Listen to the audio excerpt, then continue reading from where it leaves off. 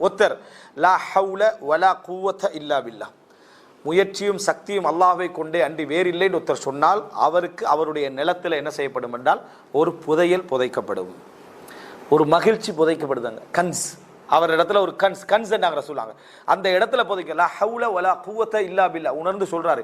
முயற்சியும் சக்தியும் அல்லாஹ்வை கொண்டே அன்றி வேறு இல்லை என்று சொல்லிட்டாருன்னா, முயற்சினா எங்களுக்கு முயற்சி எடுக்கிறதா இருந்தாலும் அல்லாஹ்வுடைய நாட்டம் இருக்கிறது.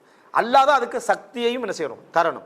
அல்லாஹ்வுடைய இது இல்லாமல் எனக்கு செய்ய முடியாது எந்த ஒருத்தர் சொன்னா அதை எடுக்கப்படும். சுபஹானல்லாஹ் கரசுல் ஜன்னானா, சுபஹானல்லாஹ் சொன்னால் சொர்க்கத்தில் ஒரு தாவரம் அவருக்காக நட்டப்படுகிறது. இதெல்லாம் எங்க தயாராகுது?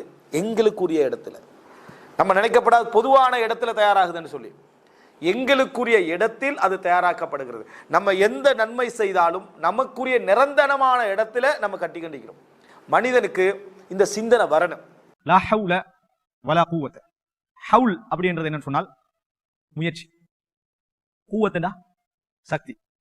ஹவுல் கூவா, ஒரு மனிதனுக்கு ஹவுல் முயற்சி என்றது வருவதாக இருந்தாலும் அது யாரை கொண்டு நடக்கணும்? அல்லாஹ்வை கொண்டுதான். சக்தி ஒன்றை செய்வதற்கு அவன் பெற்றுக்கொள்வதாக இருந்தாலும் அது அல்லாஹ்வை கொண்டுதான் செய்யணும் நடக்கணும். எங்க சொல்லுவாங்க, தனக்கு முன்னால செய்ய முடியாத ஒரு விஷயம், தான் சாதாரணமாக செய்ய நினைத்த விஷயங்கள், இதெல்லாம் ஒருவன் சொல்ல வேண்டிய வார்த்தை லா ஹவுல வலா குவத இல்லா பில்லா. எல்லாம் எதுவாக இருந்தாலும் சரி, எல்லாமே இறைவனை கொண்டுதான் என்ன செய்யும் நடக்கும் என்பதை நம்ம புரிஞ்சுக்கணும். எனக்கு அதாவது முடியாம போகுது, லா ஹவுல வலா குவத இல்லா பில்லா, எல்லாம் அதாவது எல்லாம் அல்லாஹ்வை கொண்டுதான் என்ன செய்யணும் நடக்கணும். அதனால முயற்சியெல்லாம் அல்லாஹ்வுடைய கையில தான், நம்மட்ட எதுவுமே என்னது இல்லை. அதனாலதான் எந்த ஒரு நல்ல விஷயங்களை கண்டாலும் நம்ம என்ன சொல்றோம்? லா ஹவுல வலா குவத இல்லா பில்லா, லா ஹவுல வலா குவத இல்லா பில்லா, மாஷா அல்லாஹ் வலா ஹவுல வலா குவத இல்லா பில்லா. இந்த வார்த்தைகள் அறிஞ்சு சொல்றதாக இருந்தா நம்ம அதுக்குரிய கருத்தும் அதுக்குரிய எங்க லைஃப்ல எல்லா திக்ருக்குரிய சூழலையும் நம்ம கண்டிப்போம். ஒண்ணுல சிம்பிள் அமல். அப்பப்ப என்ன சொல்லிட்டே இருங்க, லா ஹவுல வலா குவத இல்லா பில்லா, லா ஹவுல வலா குவத இல்லா. ரெண்டு பெனிஃபிட், உன்னுடைய துன்யாவுடைய கஷ்டமும் நீங்கி போயிடும்.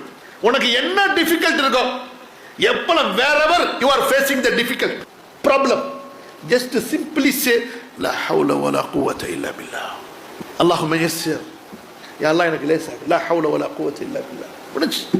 அப்படியே இது தண்ணியில சாக்கரியம் கரைஞ்ச மாதிரி கரைஞ்சு விடும், ஒண்ணும் இல்லாம விடும். அப்படியே காத்துல தூசி பறந்த மாதிரி உங்க கஷ்டம் சிரமம் எல்லாம் பறந்து யக்கீனோட சொல்லி பாருங்க. இப்பயே டெஸ்ட் பண்ணுங்க, வீட்டுக்கு இருந்து போகும்போதே டெஸ்ட் பண்ணுங்க, சேலஞ்ச் பண்றான், அல்லாஹ் லேசாகிரும். புரியுதா இல்லையா? யாராவது ஒரு மனிதர் நம்மிடத்தில் வந்து ஒரு ரகசியத்தை சொல்லட்டுமா, ஒரு பொக்கிஷத்தை சொல்லட்டுமா என்பதாக கேட்டால் நம்ம வேணாம் என்பதாக சொல்லுவோமா?